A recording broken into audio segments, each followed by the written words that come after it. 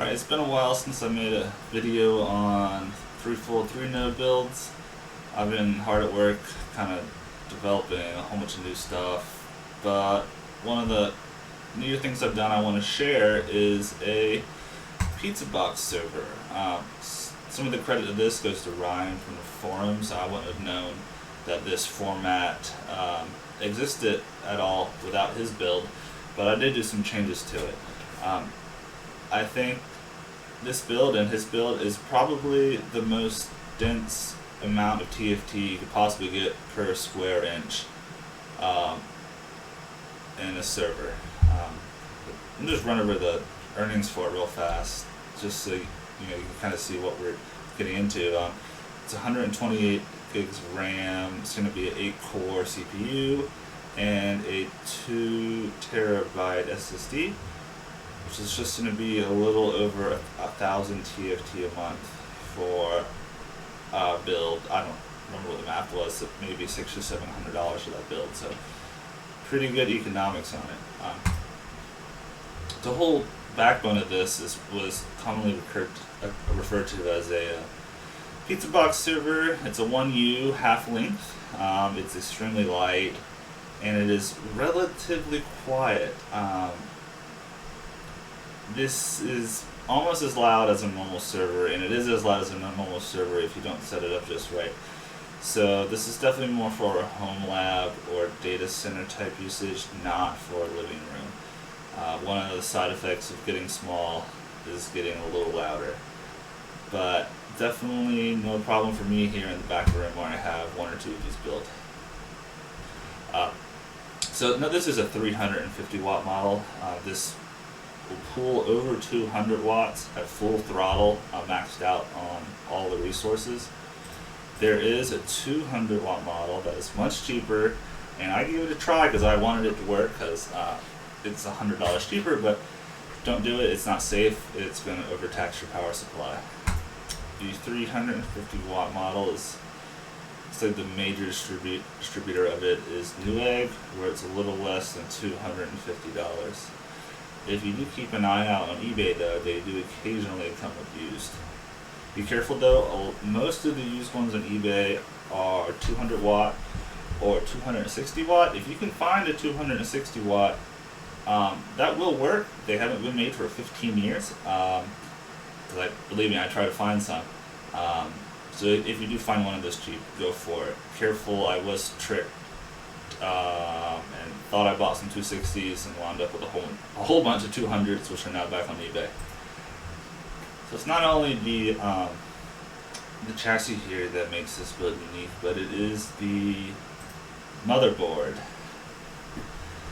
This X9 series of SuperMicro motherboards supports the LGA 2011 processor, which is sort of our favorite in these Threefold servers because they're only about $10 used.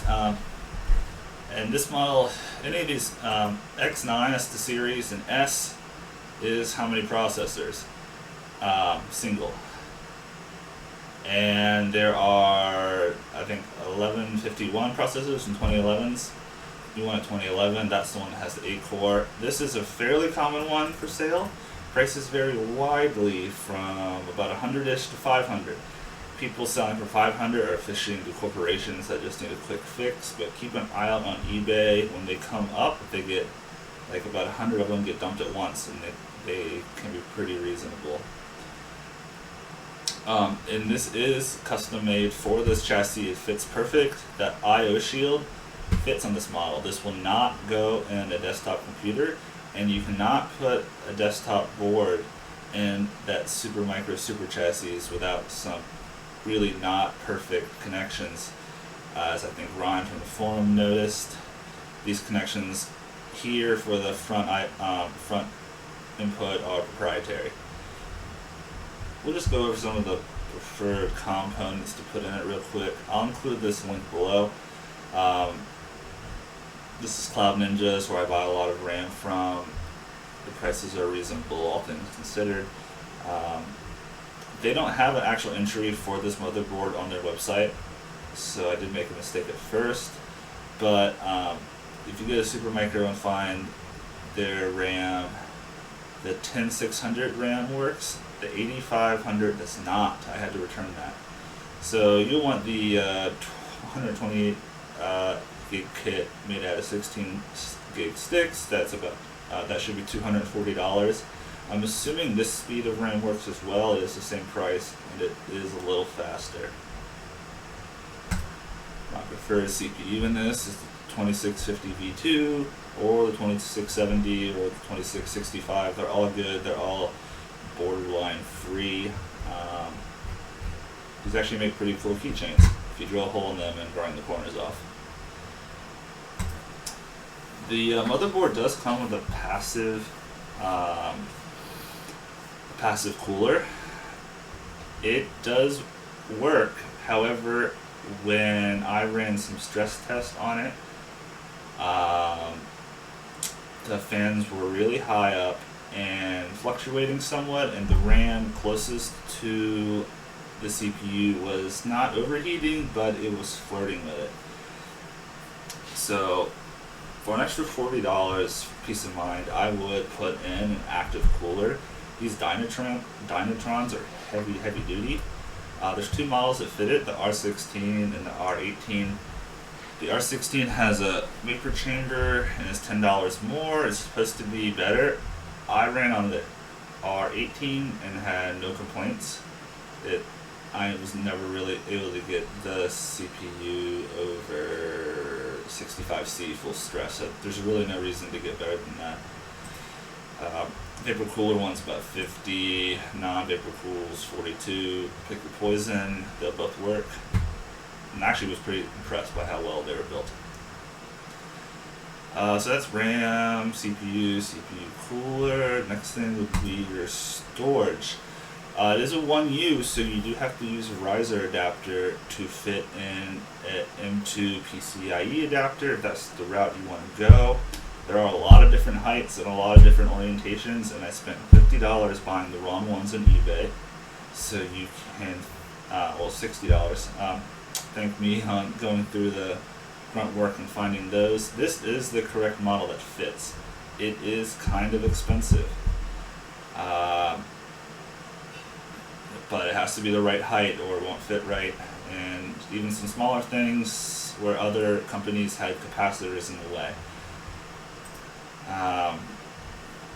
This is what you want to use with it, just your typical PCIe adapter. I like the glow trends because the card slot filler has holes in it so air can flow through.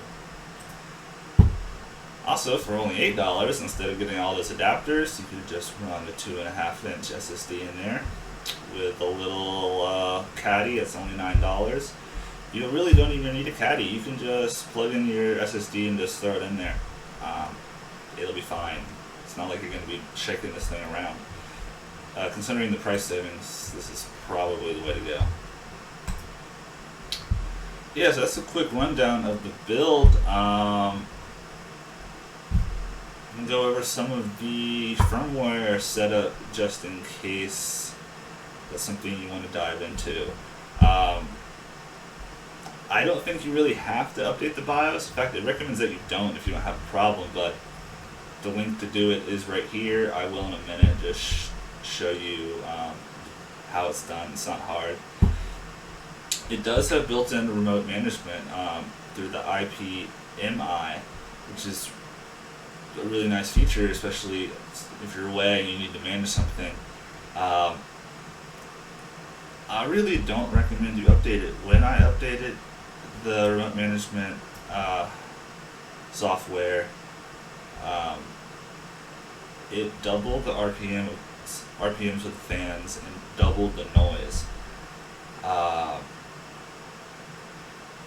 I don't know if that's a good or a bad thing. It basically made it almost too loud for the house once it's in the back room. I never got a chance to stress testing this setup with the slower fan speed firmware. I'm assuming it's safe. Just don't go ahead and update this firmware for the heck of it. You will get some like Java errors trying to run this because it is really out of date. It's really not that annoying. You're just going to have to click out of that error a whole bunch. And before I hop over to the screen capture on the server and showing you how to do these updates if you feel like doing it, just a quick thing on the actual setup with running 0OS. If you're watching this, you're probably already advanced. I'm not going to walk through the whole setting your boot media on this. You can figure it out. This does run fine on UEFI, so just choose the first option here. And when you flash this to your USB drive on Rufus or Balena Etcher, just set your boot priority to the UEFI USB that you have attached. There is an internal SD slot, well, not SD slot, USB slot. So if you have a short drive, you can use that internal one. So here we are at the remote management login page. I found the IP through my advanced IP scanner. Default password stuff is all caps admin.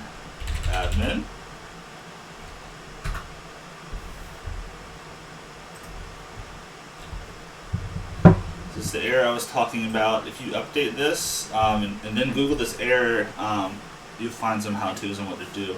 Basically, you just have to add this IP to your Java security exempt list, or just ignore it. You don't care. It's always easier just not to care. I'm drinking coffee during this. I feel like Network Chuck. Actually, some useful things in here. The sensor readings. Watch your CPU temp, your RAM temps, and your fan sensor RPMs. Let's see here what we got. I know. Yes, so is this gonna work? I don't know. No. Anyways, you can see some preview here. If you really zoom in on this image, if you're having trouble getting into the IPMI, in your BIOS, it might be set to static IP. If you can really see, it's hard to see, I know. DHCP here, that's why it's working, because I have that set to DHCP, not static. If it's set to static, it's probably outside of your subnet and it won't work. While we're here, if you go over to maintenance factory update, I'm not going to update it, but if you enter update mode and you follow the links, not the links, you find your file here. It's the .bin file is the one that you'll upload through IPMI to update your IPMI. You can also update the BIOS through it, I believe. Yeah, BIOS update. Haven't personally done it this way. If you do update the BIOS through USB, screen capture for this isn't great, so I'm not actually going to do it right now. Sorry. Yes. But plug in your USB drive and then flash it as a free DOS, and just do that, and it makes it into a DOS bootable drive.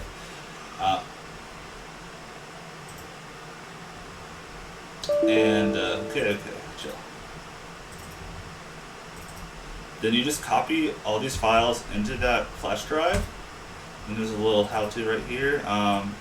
When you boot into this flash drive, it is not a UEFI drive, so just select the non-UEFI flash drive and just type in ami.bat and then the name of this file here, x9rs whatever. If you actually type in the command dir for directory, it will list all these files in there for you, so you can copy what the right file names are. But honestly, just skip it. It's probably going to cause more issues than it solves. The only thing I can see why you might want to update the BIOS is if you're using a CPU that for some reason has not been put into the whitelist of that BIOS, and you can't boot because of the CPU you probably won't come across that unless you're using some strange CPU. That's really all for this. I'm about to show you the actual build. One thing to keep in mind before I show you that is that I have seen some people doing some mods on these using Noctura fans to keep the sound down. I haven't tried to do that, but that option is out there. If you head over to the DIY build thread on the forum, you might see some examples of those on there. So I'm gonna head over to the server and we'll take a look at that. So here's the one pizza box build I did. 350 watts, 128 gigs of RAM, the Dynatron cooler, pretty cool name, right? The somewhat loud 40mm fans. I just have a small test SSD installed right here in the caddy, but here is the actual riser with the 2 terabytes in it. That'll be installed right there. Now I'm actually selling this whole kit. I'm not looking to expand my farm, and this doesn't match the rest of it. So there is a chicken at my window. Interesting. So just reply below if you want it, and I'll send you my Venmo address. I am also gonna include a link to buy these motherboards, either from me or maybe somebody else. So look below for that link. Oh, I'm also gonna probably have some M900s that were I bought too many a while ago, and I don't need them anymore. So I'll list those in the description as well if you like to get those from me. Making these videos sometimes is kind of expensive, so I'd appreciate it, and I'm just gonna sell them for basically what they cost me. Thanks for watching, and I'm gonna have a few more build videos pretty soon.